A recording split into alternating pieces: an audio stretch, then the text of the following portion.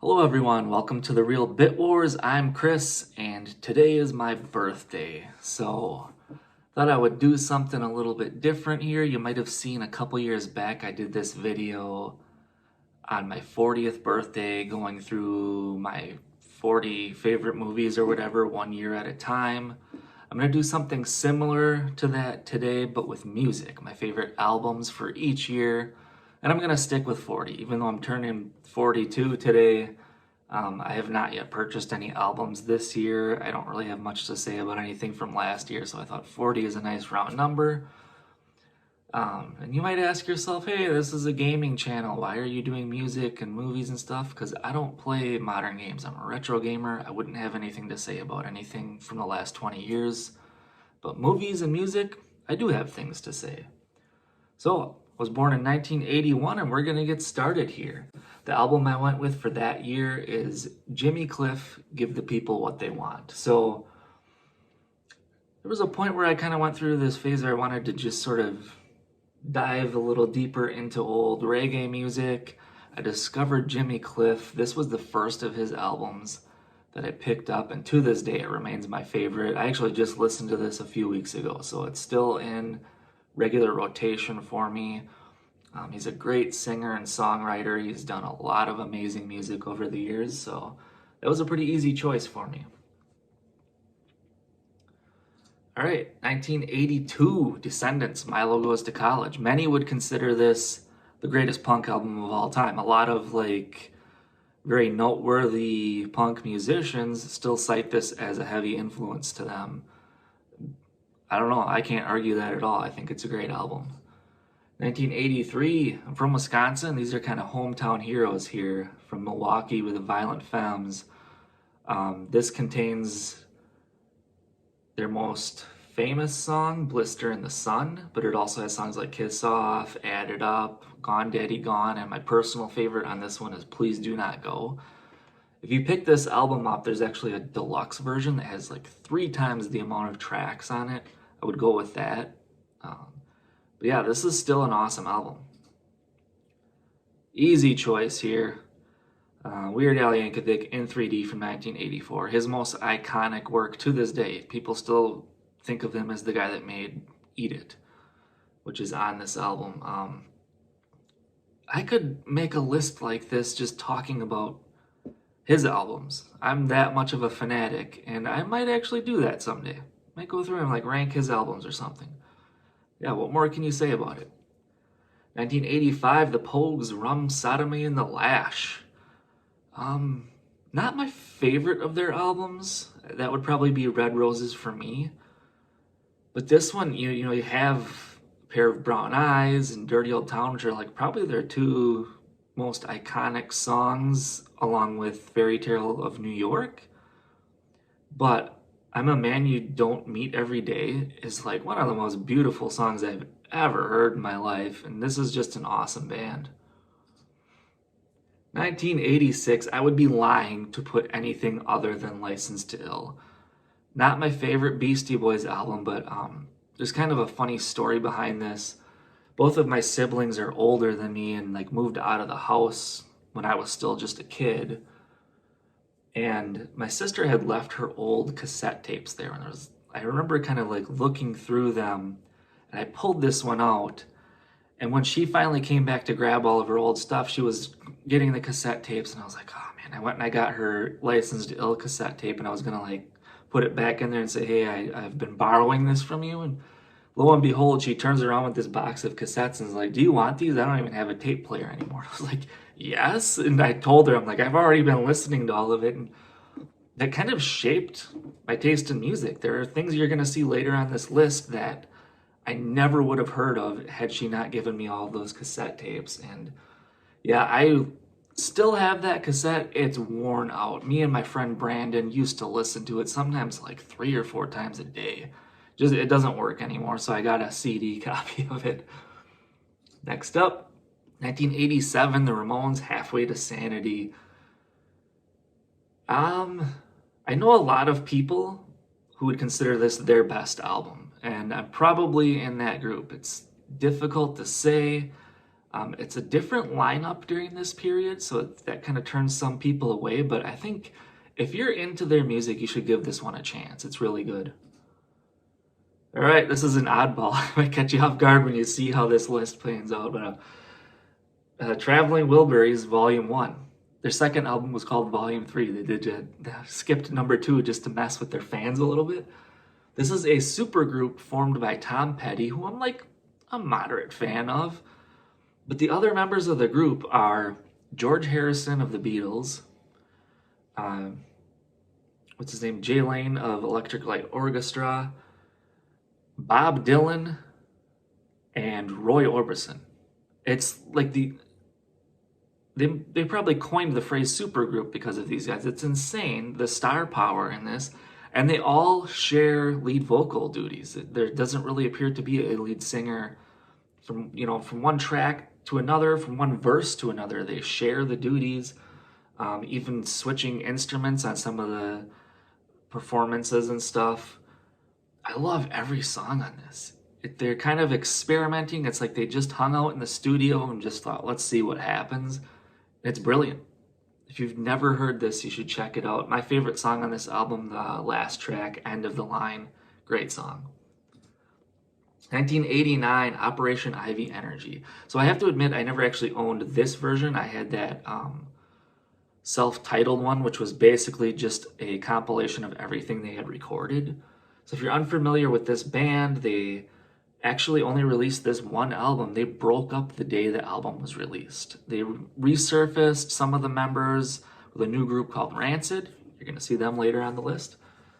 But yeah, it's kind of this thing of lore amongst like late 80s punk, considered like a truly amazing album. And it's just one of those where I could never pick which track is my favorite because there's just too many of them that I love.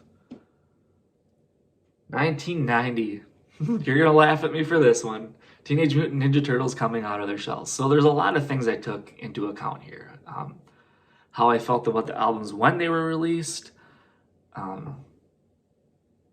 Do they still make an impact on me now? Do they hold up? This is one like, I picked this up. There's gonna be a video dedicated to this album at some point on my channel, no question about it.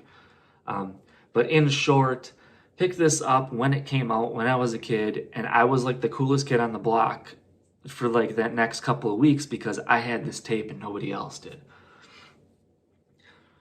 It kind of became this sort of goof when me and my friend Mike would hang out.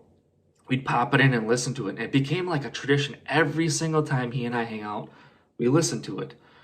And it's gotten to the point where this corny old Ninja Turtles album, I've just grown to love it. It's like comfort food. I love every song on this. I still can listen to it even in my 40s.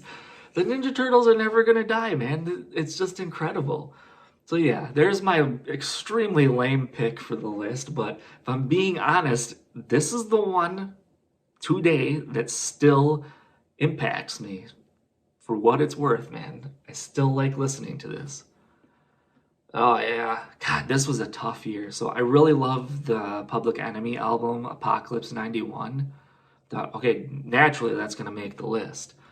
And then I realized Low End Theory from A Tribe Called Quest is the same year. I thought I can't include both. And Low End Theory is my favorite Tribe album. Their first 4 albums are just flawless. Like every song is amazing.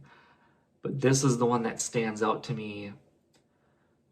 A lot of great tracks. Like the first one, Excursions, Bugging Out, like it just hits really hard immediately. And they sample these old like jazz bass loops, which was really unique for the time. Everybody else was either doing blues or funk, and they completely flipped the script, and it changed my opinion in music for decades to come, really. Ooh.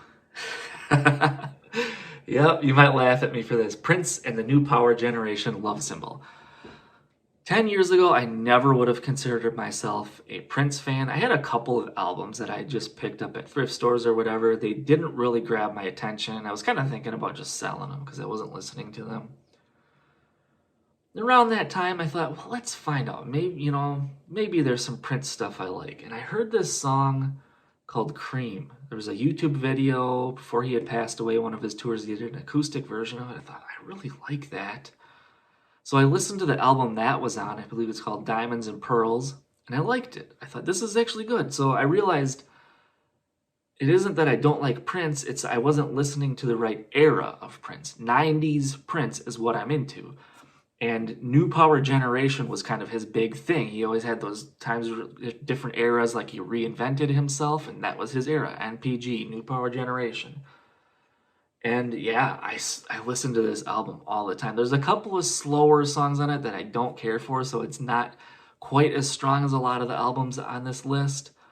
But some of them are so amazing. It's like he heard gangster rap and was like, oh, that's nothing. I got this, hold my beer, he says. And he comes out and it's just these hard hitting, like chunky bass grooves in here. Like you could if you have a system in your car, you'll rattle windows with this album. And then there's also like that song Seven. You've probably heard that. If you go listen to it, you'll go, oh yeah, I know that song. So many good tracks on here. I love this album. 1993, there was no doubt. I didn't even bother looking to see what else was released this year. Enter the 36 Chambers, Wu-Tang. One of the best albums ever. I absolutely love this album. God, the first time I heard it and when I listen to it now, it still feels the same.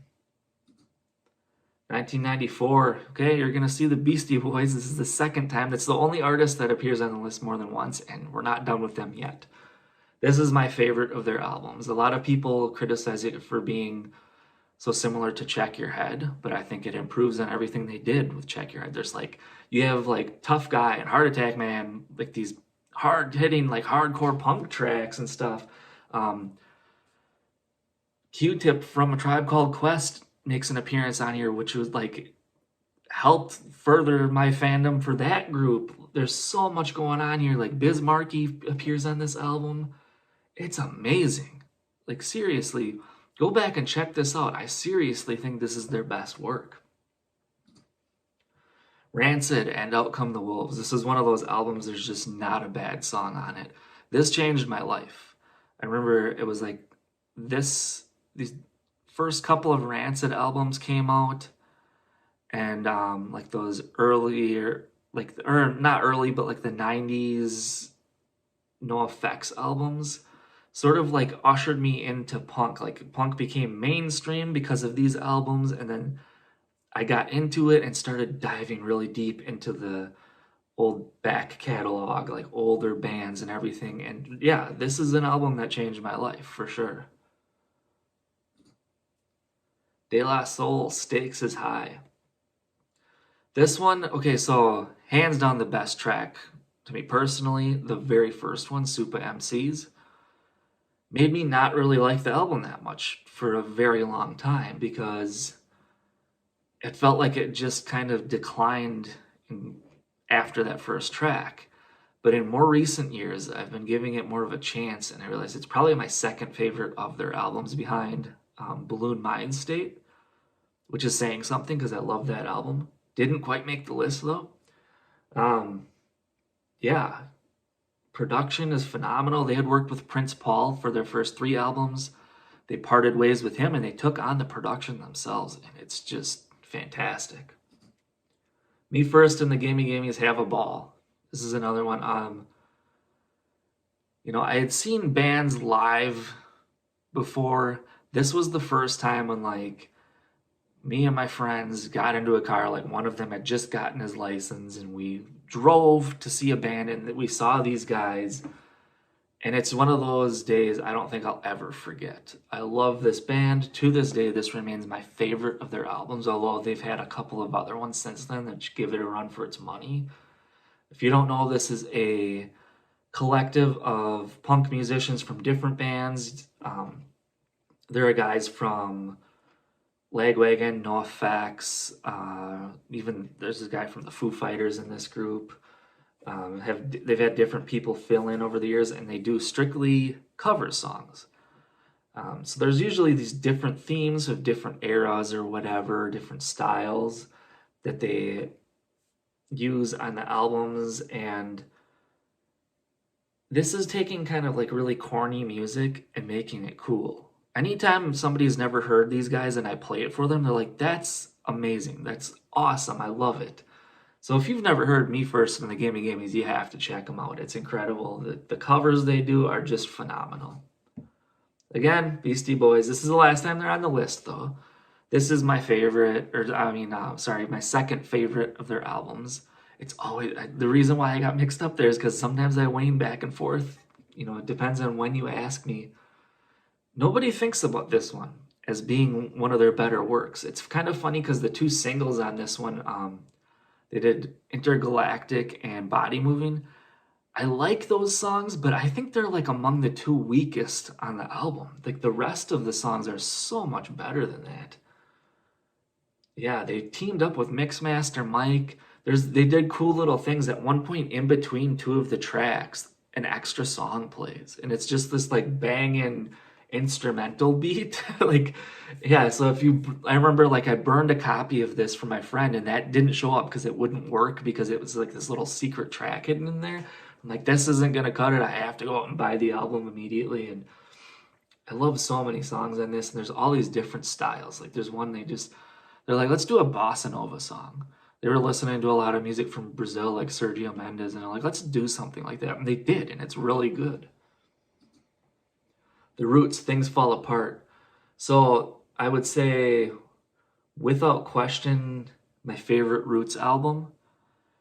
Any of those earlier works that they did, you can just take your pick. They're all really good. Like Illadelph Half-Life is another phenomenal album. I love songs like Dynamite and 100% Dundee and Adrenaline. Like the majority of my absolute favorite songs by this group are on this album. Jurassic 5 Quality Control. This is another very pivotal one for me. I got into punk in my high school days, and then I was largely ignoring hip hop.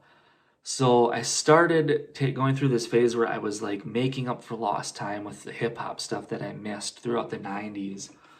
And I was getting really into old school hip hop because of it. And then these guys came along. People were telling me, like, if you're into the old stuff, there's modern stuff that might appeal to you. And people would recommend these guys to me. Like my cousin Josh was one of them. I remember he brought the album over and we listened to it. I'm like, okay, this changes everything. Like I need to go out and I need to buy this right now. And it kind of resulted in this sort of rabbit hole you'll see in some of these albums to come where I started just diving deeper into this sort of genre. These guys that had new school rappers with old school sensibilities. So love this album. Production is phenomenal on this too. Little T and One Track Mike Fomes Dape. So this is an unusual, very short-lived group. Eminem became popular around this time, so every record label has to cash in on that, get their slice of that pie. We all need a white rapper. That's just how it goes. When something becomes big, everybody tries to get something similar, and a lot of times, unbeknownst to these artists, these labels are just using them. They have no intention to further their career whatsoever, and that's exactly what happened here. So, the frontman of this, Little T, resurfaced after this album. He goes by the name Tim Fight now, which is another one. Some of those albums he's released narrowly missed out making it on this list. So this is a weird one. They released that single Shaniqua, which I just thought was okay. Didn't really blow me away or anything, but then I found this album in like a bargain bin. It was dirt cheap, brand new. Thought I'll give it a shot. And it's made a huge impact on me. Again, my friend Brandon, you might hear his name here and there on this list. He and I listened to this so much, and we actually just hung out a while back, like a couple months ago or whatever, and we listened to it on a car ride. So we still keep this one in our rotation. Fun album. So here, more of this stuff where I was getting more so into more modern hip hop. Black Alicious, Blazing Arrow.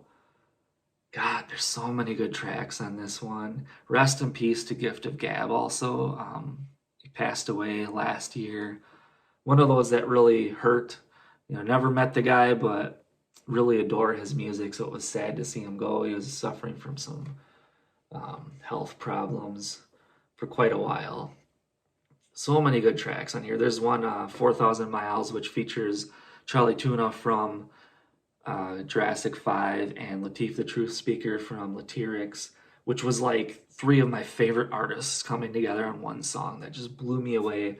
There's a lot of different things going on here, but it's very smooth and soulful for a hip hop album, and I love it. Very much in the same vein. So, Lyrics Born later that day. Lyrics Born and Lateef made Latyrix. Gift of Gab and Chief XL were Black Alicious. Then you had DJ Shadow, some other people. They were called the Quantum Collective, and that's how, finding out about Jurassic 5, they had collaborated with some of these people, and yeah, that's how it broadened my horizons, and it shaped my taste in music for like years to come. Rolling Stone, I think it was last year, they did that like top 500 hip hop albums of all time, and I was really surprised to see this was on there. I thought, oh, okay, at least he's getting the credit he deserves. Excuse me.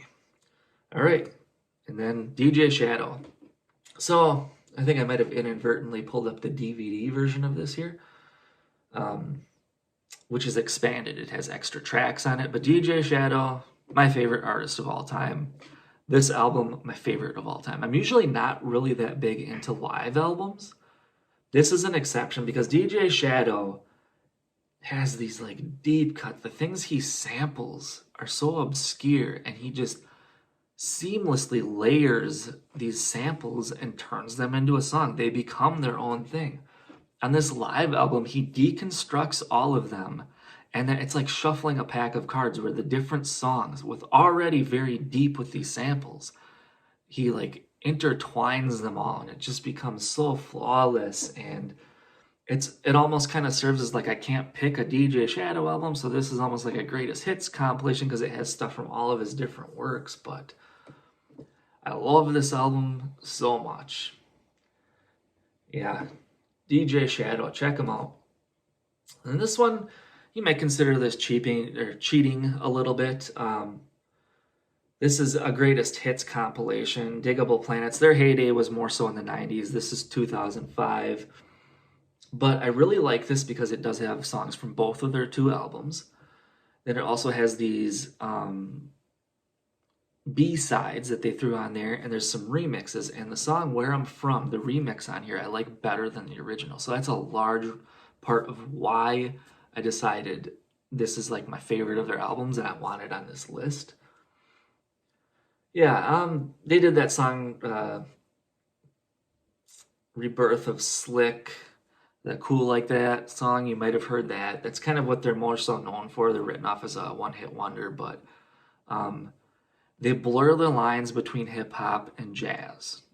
Like, so much so that sometimes it's difficult to tell exactly what genre they fit in. Dan the Automator. So if DJ Shadow's my favorite artist, Dan the Automator might be my second favorite. At least as far as producers go, those are my top two. So he did this soundtrack for the NBA 2K7, and there's so many good artists on here. Like he did all the production, and for the percussion, he uses like basketball sounds. There's like squeaking shoes and basketballs thumping on a hardwood floor and things like that. It's really brilliant, and it sounds great. A lot of artists are featured on here that I really like Rhymefest, Hieroglyphics, Ghostface Killah, Mos Def, Charlie Tuna of Jurassic 5, A Tribe Called Quest, Zion 1. So it grabbed my attention because I was like, okay, I like Dan the Automator. I like so many of these artists. And I got it, and I would call this maybe my favorite video game soundtrack. It's kind of cheating because it's not chiptune or anything, but yeah, I love this. Uncle War Stories. So how I heard of Uncle was DJ Shadow. He was actually, a part of the group for the first album, and how that works is this is James Lavell's brainchild, and whoever he's deciding to work with at that time is in the group. So I liked DJ Shadow. I heard the first album, Science Fiction, because of that, and I immediately became a fan. This is my favorite Uncle album. I didn't know that it had been released. Saw a music video online for Burn My Shadow, and I like checked to see what time it was to see if the record shop was still open, and I like ran there, like quickly went there to buy the album and get it before they closed.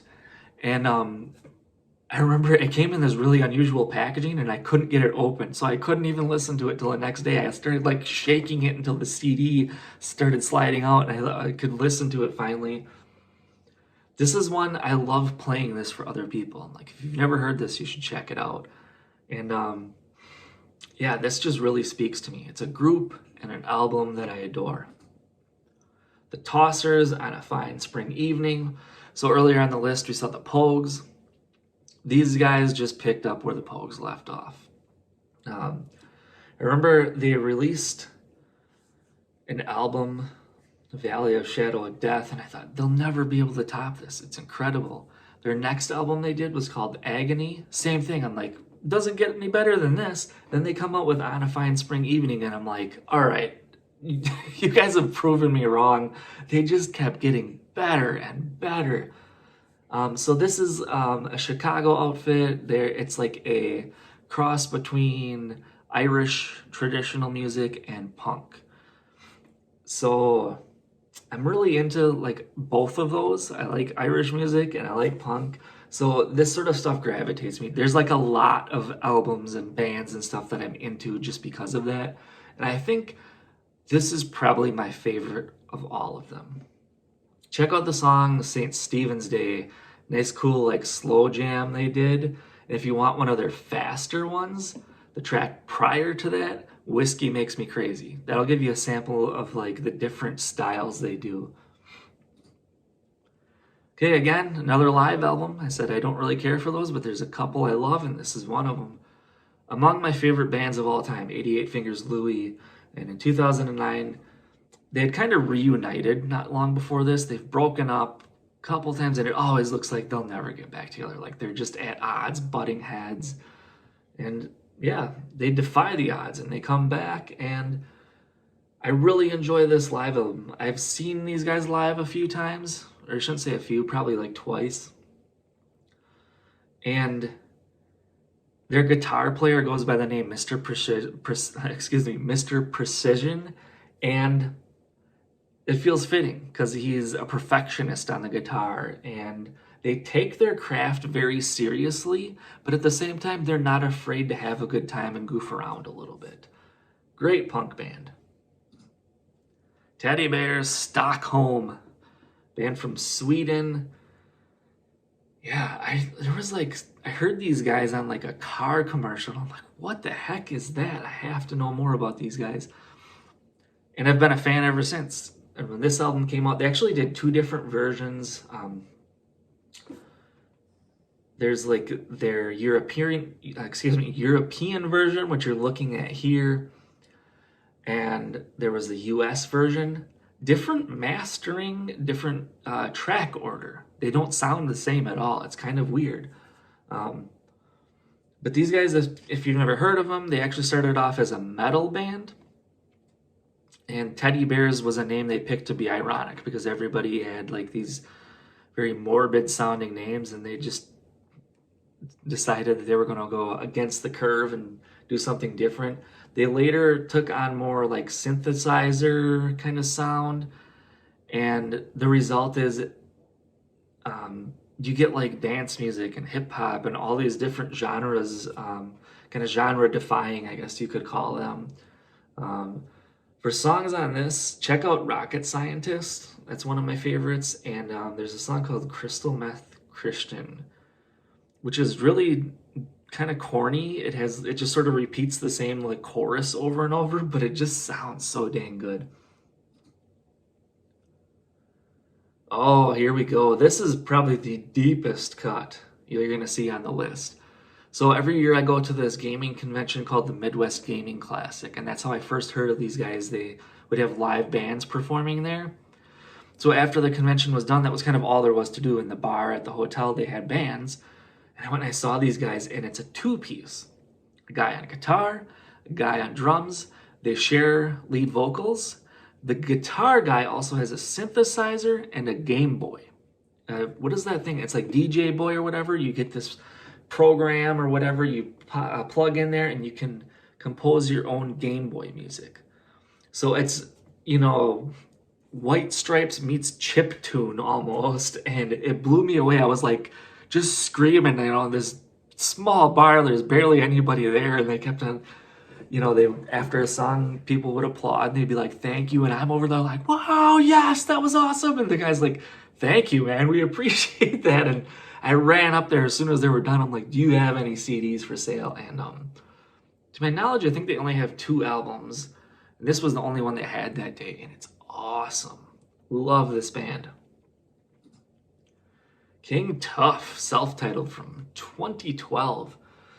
So if you've never heard of King Tuff, it's a solo artist. He records all of this stuff himself and writes it and everything. Kind of has like a little bit of like a twangy sound, like almost like he's taken some influences from old country western, but it's very much a punk album. Yeah, I don't know what I can really say about this other than most people, it's an acquired taste. Most people probably aren't going to like this one, and I kind of drove people nuts. Anybody that hung out with me in 2012 was stuck listening to this. Like if they got in my car, they're like, "Can you play something else?" You know, because I would have it on repeat.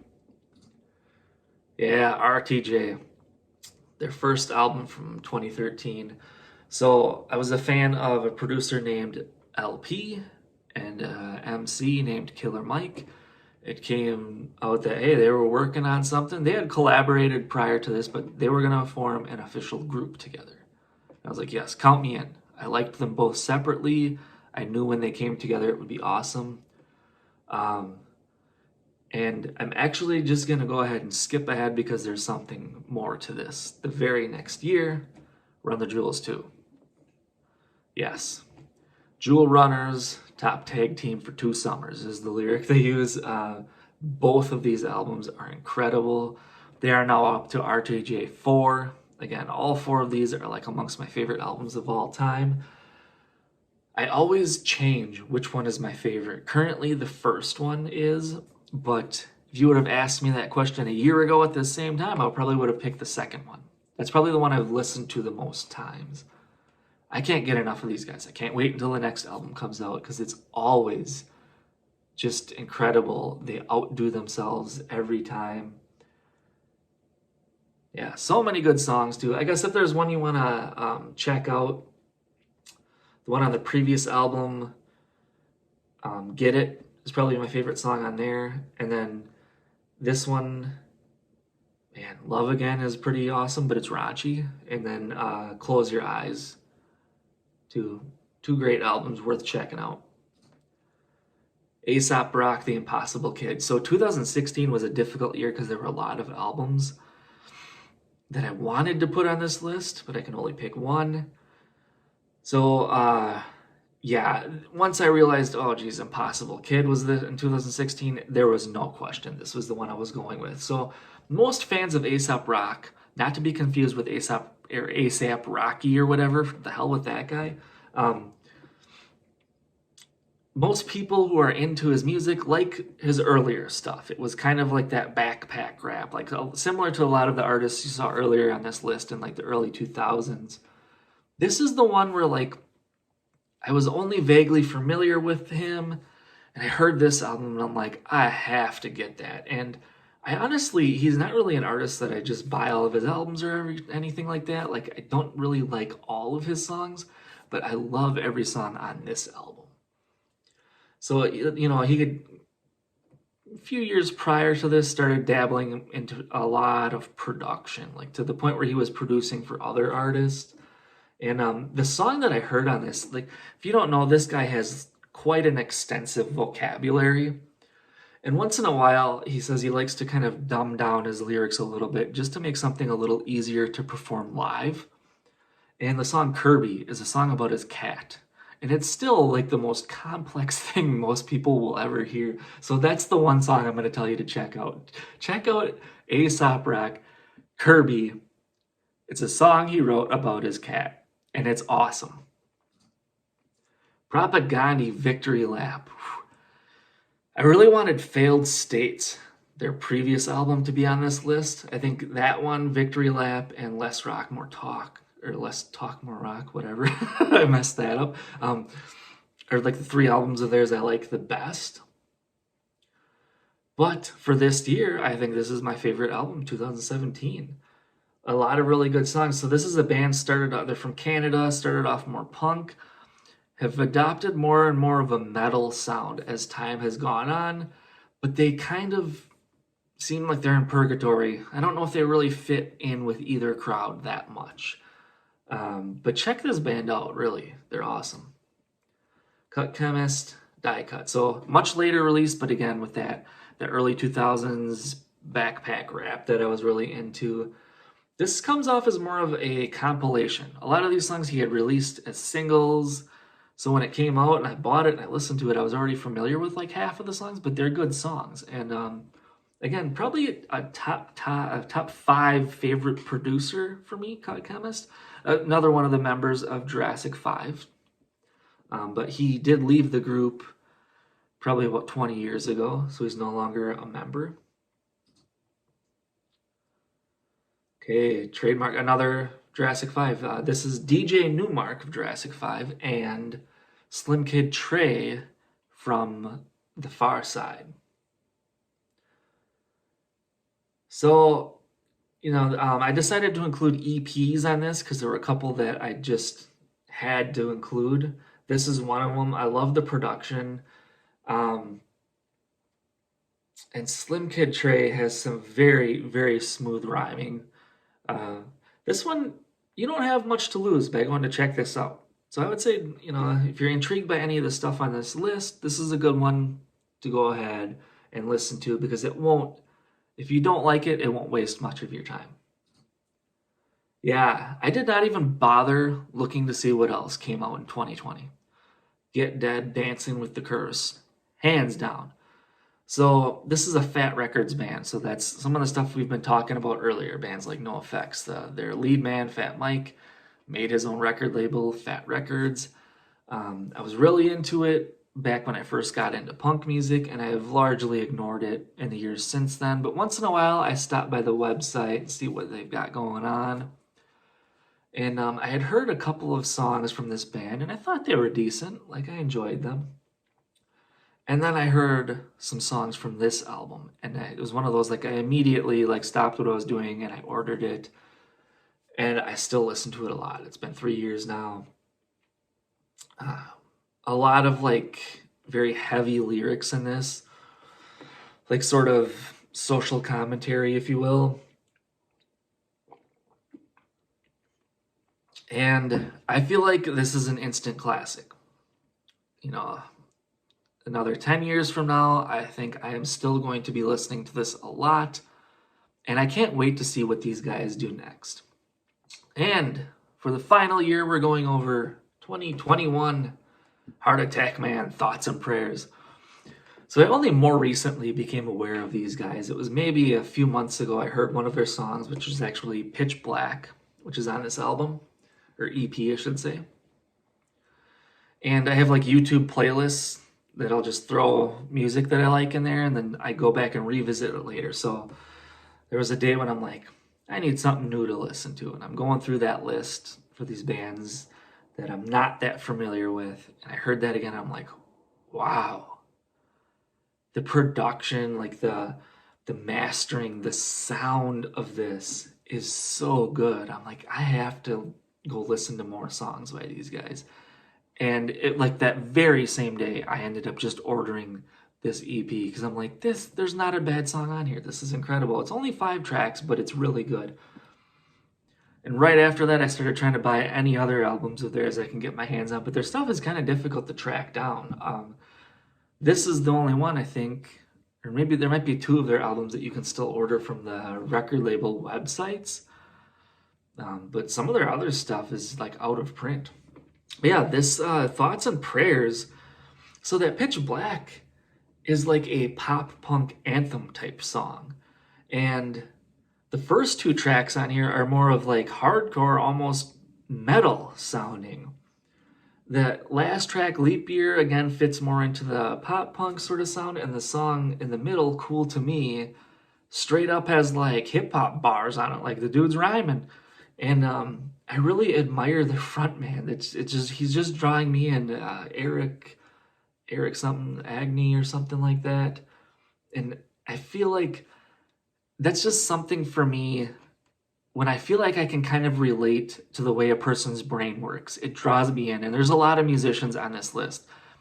The previous band, Get Dead, their lead singer Sam King is one of them. The Tossers, Tony Duggins is another. Shane MacGowan of the Pogues. I just think like, yes, I get where you're coming from, and I love it when lyrics sound like poetry, and that's how I would describe this band. This guy, he is a tortured soul. Like there is some very deep stuff going on in his brain, and he expresses himself in song. And this is another band I can't wait to see what they do next because I love what they've done up to this point. But that does it for today. That went pretty long, but thank you for those of you who sat through that and watched it. And yeah, it's my birthday, but I'll invite anyone to watch this on their own birthday. And if you're doing that, happy birthday. Thank you for watching.